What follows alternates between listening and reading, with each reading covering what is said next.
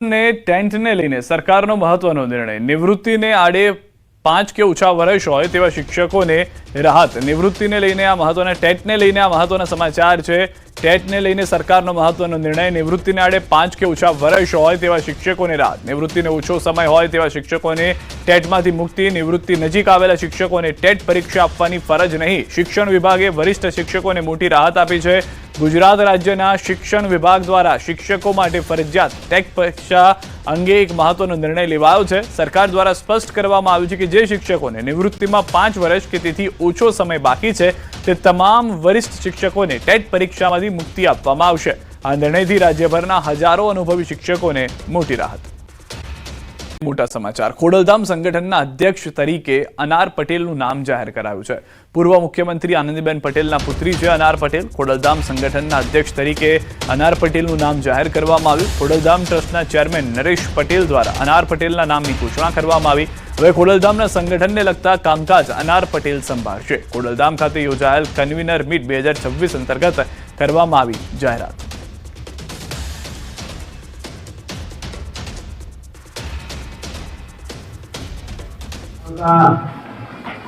ખૂબ જ આનંદ થાય છે, ગૌરવ થાય છે અને જે નામ આપણી સમક્ષ મૂકું છું એ આખા ગુજરાતના ગૌરવ અપાવશે એમાં મને કોઈ શેષ નથી રહેતો. ત્યારે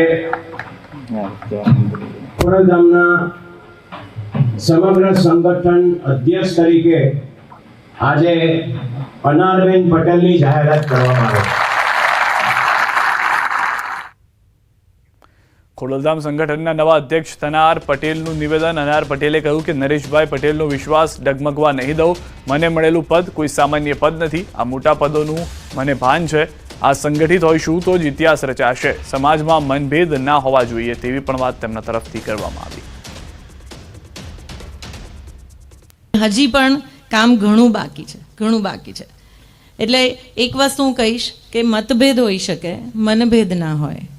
મતભેદ અલાઉડ, ઝઘડો અલાઉડ, બધું અલાઉડ, પણ એક સાથે બેસી અને એને ઉકેલીએ ને એ મનભેદ ના હોવો જોઈએ. અને આપણે તત્વને પકડીએ. આપણું તત્વ શું છે? ભક્તિ. અને એ ભક્તિને પકડીશું ને તો સંગઠન આરામથી બનશે. તો તત્વ જે આપણું છે ને એ છે ભક્તિ. અને શબ્દ નહીં, કાર્ય. અમે જ્યાં સુધી તમારા સુધી નહીં પહોંચીએ ત્યાં સુધી તમને એમ લાગશે કે બેન બી બોલે છે, પણ નીચે સુધી અમારી તાલુકા સુધી અમારી સંગઠન ટીમ એટલી મજબૂત છે કે બધા રેડી છે કે આપણે તાલુકા ગામ સુધી પહોંચશું જો આપણને વ્યવસ્થિત રીતે આપણે એક સિસ્ટમ ઊભી કરીશું તો. કામગીરીમાં 7 નંબરના ફોર્મ ભરાવી નામો કમી કરવાના કોંગ્રેસના આક્ષેપ પર રાજ્ય સરકારે પ્રતિક્રિયા આપી. પ્રવક્તા મંત્રી જીતુ વાઘાણીએ કહ્યું કે ચૂંટણી પંચ કે ભાજપ પર આક્ષેપ કરવાથી જનતા કોંગ્રેસને ક્યારેય નહીં સ્વીકારે.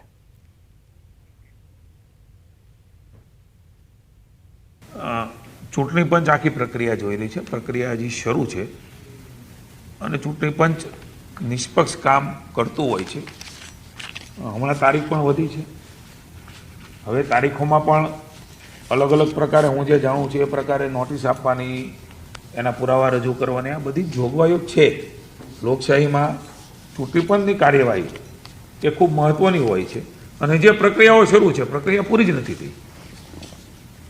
પણ હું એટલું ચોક્કસ કહી છે કે આક્ષેપો કરવાથી, ચૂંટણી પંચ ઉપર આક્ષેપો કરવાથી કે ભાજપ ઉપર આક્ષેપો કરવાથી જનતાનો પ્રેમ ક્યારેય કોંગ્રેસ જીતી શકવાની નથી. સત્તાની બહાર રહીને જેમ પાણી વગર માછલી તરફડે એમ સત્તા વગર કોંગ્રેસ તરફડતી હોય એ પ્રકારનું દૃશ્ય અત્યારે દેખાઈ રહ્યું છે. રાજ્યભરના કતલખાના બંધ રહેશે. અયોધ્યામાં રામ મંદિર પ્રાણ પ્રતિષ્ઠાને 2 વર્ષ પૂર્ણ થતા નિર્ણય કરવામાં આવ્યો છે. શહેરી વિકાસ અને ગૃહ નિર્માણ વિભાગે નિર્ણય જાહેર કર્યો છે. રાજ્યની તમામ મનપા અને નગરપાલિકાઓને અપાયા છે સૂચન.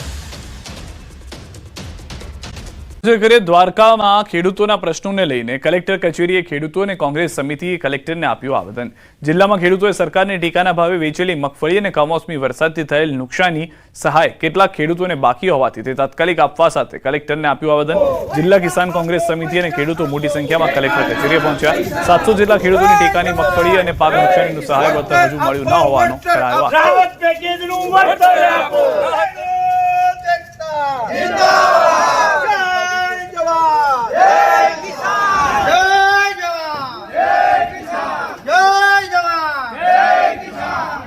સરકારના પ્રવક્તા મંત્રી અને કૃષિ મંત્રી કમોસમી વરસાદ ઓક્ટોબર મહિનામાં પડ્યો અને એ નવેમ્બર મહિનાથી સરકારે ખેડૂતોને પૈસા આપવાના હતા. આજે જાન્યુઆરી થઈ છે, હજી સુધી પૈસા ખેડૂતોને મળ્યા નથી. તો એની પેનલ્ટીના ભાગરૂપે ખેડૂતોને સરકાર વળતર કેમ નથી આપતી? એવી જ રીતે રાજ્ય સરકારના પ્રવક્તા મંત્રી શ્રી અને કૃષિ મંત્રી જીતુભાઈ વાઘાણીએ કહ્યું હતું કે જે ખેડૂતો ટેકાના ભાવે મગફળી આપશે એમને 7 દિવસની અંદર પૈસા મળી જશે. એને આજે કોઈ ખેડૂતોને 33 દિવસ, કોઈને 43 દિવસ, 52 દિવસ, 2 મહિના થયા છે. આજની તારીખમાં પૈસા મળ્યા નથી. રાહત પેકેજના પૈસા ક્યારેક હપ્તે જમા થાય છે, ક્યારેક મૂરે થતા નથી. ઘણા એવાય છે અમે, અને મારે પોતાના 2 ખાતા છે જે કલ્યાણપુર યાર્ડમાં જે નાખેલી છે અમારી મગફળી. આજ 1.5 મહિનો થઈ ગયો પણ 1 પણ રૂપિયો આવેલો નથી. એવો મારા એક તો ઠીક છે, હું તો એક છું, પણ એવા તો મારા જેવા મારા ગામમાં ઘણા બધા છે જે પૈસા કોઈને આવતા નથી. 7 દિવસના આજે 28 દિવસ થઈ ગયા પણ હજી એને કદાચ ખેડૂતનો પ્રશ્ન નહીં સમજાતો હોય કે એના કાને નહીં અમારો અવાજ પૂગતો હોય. પણ અમારે હવે લગ્ન પ્રસંગ જેવી સિઝન છે, કોઈને મામેરા કરવા હોય, કોઈને દીકરાના લગ્ન કરવા હોય, તો ખેડૂત તો આ પૈસા ઉપર જ નિર્ભર છે. તો સરકારને મારી વિનંતી કે જેમ બને એમ વહેલી તકે ખેડૂતના પૈસા આપી દે. તરફ એક દિવસ બાદ માવઠાના એંધાણ હવામાન નિષ્ણાંત અથર્યા શેટ્ટીએ પણ વ્યક્ત કર્યા છે. સૌરાષ્ટ્ર કચ્છમાં થઈ શકે છે માવઠું. ગુરુવાર રાત દરમિયાન માવઠાની સંભાવના. કચ્છ અને પશ્ચિમ સૌરાષ્ટ્રના જિલ્લા પર જોખમ. હળવો કમોસમી વરસાદ થવાની સંભાવના. વેસ્ટર્ન ડિસ્ટર્બન્સના કારણે થઈ શકે છે માવઠું. ફરી આવી રહ્યો છે કડકડતી ઠંડીનો રાઉન્ડ. 24 થી 26 જાન્યુઆરી દરમિયાન કાતલ ઠંડી સંભવ. સિંગલ ડિજિટમાં પહોંચી શકે છે લઘુત્તમ તાપમાન. 23 तारीख की सुबह और 22 तारीख की रात को हमें कुछ जगहों पे हल्की बेमौसमी बारिश देखने मिल सकती है. काफ़ी ताकतवर एक वेस्टर्न डिस्टर्बेंस उत्तर भारत को प्रभावित करेगा 22 तारीख से लेके 24 तारीख तक. तो इसी वेस्टर्न डिस्टर्बेंस के असर की वजह से हम देखेंगे कि गुजरात में भी खास करके कच्छ, पश्चिमी सौराष्ट्र और जो उत्तर गुजरात जो राजस्थान से सटे इलाके हैं, इन इलाकों में हमें कुछ जगहों पे हल्की बेमौसमी बारिश देखने मिल सकती है. તો માટે ખૂબ જ ચિંતાજનક સમાચાર. હવામાન નિષ્ણાંત અંબાલાલના મતે ખેડૂતોના માંથી એક નહીં 2 આકાશી આફત આવી રહી છે. માવઠાનો તો માર છે, પરંતુ તે પહેલા ભારે પવન કૃષિ પાકને અસર કરી શકે છે.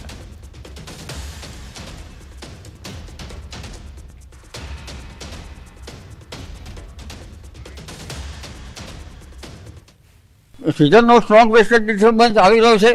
લગભગ 22મીથી તેની અસર થવાની શક્યતા રહેશે અને પ્રથમ લગભગ શક્યતા પાકિસ્તાનના ભાગો પર થવાની શક્યતા રહેશે અને કચ્છના ભાગો પર, અને પછી ત્યાર જો અંગે જોવા જઈએ તો અરબ સાગરના ભેજના કારણે પશ્ચિમ સૌરાષ્ટ્રના ભાગોમાં પણ તેની અસર થવાની શક્યતા રહેશે. તેની અસર ખાસ કરીને દેશના ઉત્તરીય પર્વતીય પ્રદેશોમાં સખ્ત પવનના તોફાનો, ગાજવીજ, કરા પડવા અને લેન્ડસ્લાઇડના બનાવો બનશે. લગભગ તારીખ 28 સુધીમાં એક બીજો 126મી તારીખે આવી રહ્યો છે અને બંગાળના ઉપસાગરનું જે સિસ્ટમ, બંગાળના ઉપસાગરનો ભેજ પણ લગભગ છેક મહારાષ્ટ્રના ભાગો અને પૂર્વ મધ્યપ્રદેશના ભાગો સુધી પહોંચવાની શક્યતા રહેશે. જ્યારે અરબ સાગરનો ભેજ પણ સૌરાષ્ટ્રના ભાગોમાં થઈને દક્ષિણ ગુજરાતના ભાગોમાં કંઈક અસર કરતો આ બંગાળ ઉપસાગરમાં બંને સિસ્ટમો મર્જ થઈ અને સાયક્લોનિક સર્ક્યુલેશનના કારણે તે લગભગ 2500માં મર્જ થવાની શક્યતા છે. એન્ટી સાયક્લોન જે બન્યું હતું એ લગભગ પૂર્વ ભારત તરફ ખસી જશે. આથી આ વેસ્ટર્ન ડિસ્ટર્બન્સના કારણે ભારે વરસાદ થવાનું ઉત્તર ભારતની સાઈડ રાજસ્થાન સુધીમાં રહેશે. કોઈ ભાગમાં 50 મિલીમીટર તો કોઈ ભાગમાં 100 મિલીમીટર જેવો વરસાદ થશે. હર શિયાળે જાણે ભાદરવાનો વરસાદ આવ્યો હોય તેવું જણાશે. ગુજરાતના ભાગોમાં, ઉત્તર ગુજરાતના ભાગોમાં પણ હવામાન પલટો થશે. પશ્ચિમ સૌરાષ્ટ્રના ભાગોમાં પણ હવામાન પલટો થશે. તટ ભાગોમાં કમોસમી વરસાદ થવાની શક્યતા રહેશે. કમોસમી વરસાદ લગભગ ઉત્તર ગુજરાતના ભાગો, બનાસકાંઠાના ભાગો, સાબરકાંઠાના ભાગો અને કંઈક પંચમહાલના ભાગમાં રહેવાની શક્યતા રહેશે. તેની અસર છે અમદાવાદ, ગાંધીનગર સુધીમાં થવાની શક્યતા રહેશે. અને અરબ સાગરના ભેજની અસર મુંબઈથી ઉપરના ભાગો એટલે દક્ષિણ ગુજરાતના ભાગોમાં પણ થવાની રહેશે. ત્યાં પણ કંઈક કમોસમી વરસાદ થઈ શકે. 25-26મી જાન્યુઆરીએ બીજો એક 25 વિક્ષોભ આવી રહ્યો છે, જેની અસર પણ થવાની શક્યતા છે.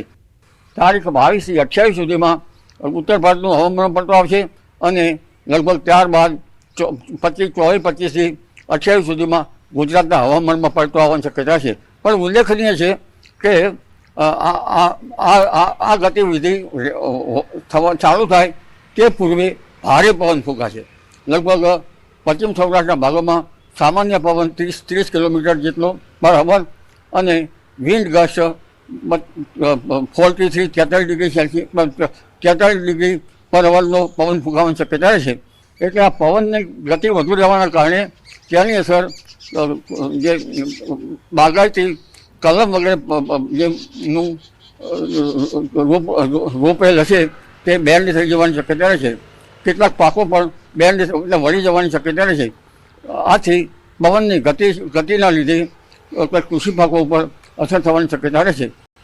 ત્યારબાદ ફેબ્રુઆરી માસમાં પણ હવામાનમાં વારંવાર પલટાવ છે, કારણ કે સામુદ્રિક પેરામીટરો સાનુકૂળ થઈ રહ્યા છે. એટલે ફેબ્રુઆરીમાં પણ માવઠું થવાની શક્યતા રહે છે. આગામી 7 દિવસ વાતાવરણ સૂકું રહેશે. હવામાન વિભાગ દ્વારા આગાહી કરવામાં આવી છે. 25 જાન્યુઆરીથી ફરી તાપમાન ધીમે ધીમે 2 થી 4 ડિગ્રી વધી જશે. અમદાવાદ લઘુત્તમ તાપમાન 17 ડિગ્રી રહેવાનું અનુમાન છે. 48 કલાક તાપમાન યથાવત રહેશે. 48 કલાક બાદ 2 થી 3 ડિગ્રી તાપમાન ઘટશે. ઉત્તર પૂર્વના પવન ફૂંકાતા હોવાની આપી માહિતી.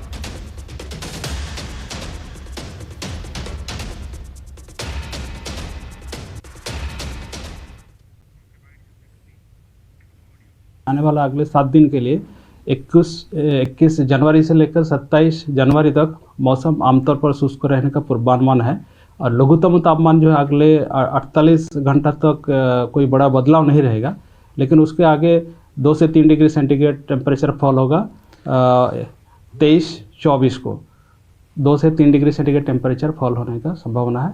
उसके आगे फिर टेम्परेचर 2 से 4 डिग्री सेंटीग्रेड ग्रेजुअल राइज रहेगी. और अहमदाबाद के लिए आज का जो पूर्वानुमान है इसमें मेनली क्लियर स्काई रहेगा और जो लघुत्तम तापमान है 17 डिग्री सेंटीग्रेड के आसपास रहने का पूर्वानुमान दिया गया है. और कोस्टल क्षेत्र में हमारा गुजरात का जो उत्तर और दक्षिण गुजरात की जो तटीय क्षेत्र है इसमें पवन का जो दिशा रहेगा उत्तर पश्चिम से उत्तर दिशा से पवन अभी है और इसका जो स्पीड है 15 से 20 नॉट